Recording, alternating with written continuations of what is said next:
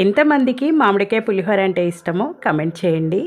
ఈ వేసవిలో మొదటిసారి మామిడికాయలతో పులిహోర చేశాను. నిమ్మకాయ పులిహోర కంటే భలే టేస్టీగా ఉంటుంది. పర్ఫెక్ట్ కొలతలతో ఎలా చేయాలో చూద్దాం రండి. 2 మీడియం సైజ్ పుల్లటి మామిడికాయల్ని చెక్కు తీసి పక్కన పెట్టేసి అన్నంని బేషన్లో వేసుకొని పూర్తిగా చల్లారనివ్వాలి. మామిడికాయల్ని ముక్కలుగా కట్ చేసి మిక్సీ జార్లో వేసుకొని మెత్తటి పేస్ట్ పట్టేయాలి. పూర్తిగా చల్లారిన అన్నంలో ఈ మామిడికాయ పేస్ట్, అన్నంకి తగ్గట్టుగా ఉప్పు కూడా కలిపేసి పక్కన పెట్టాలి.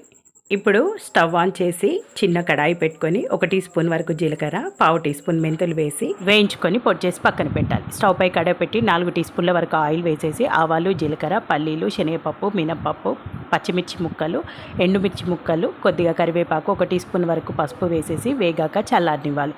తర్వాత ముందుగా చల్లారి పెట్టుకున్న అన్నంలో మెంతులు, జీలకర్ర పొడిని కలిపేసి ఈ పోపంతా వేసేసి కలిపేసాక కొద్దిగా కొత్తిమీర వేసి కలిపేసుకుంటే మామిడికాయ పులిహోర రెడీ అయిపోతుంది.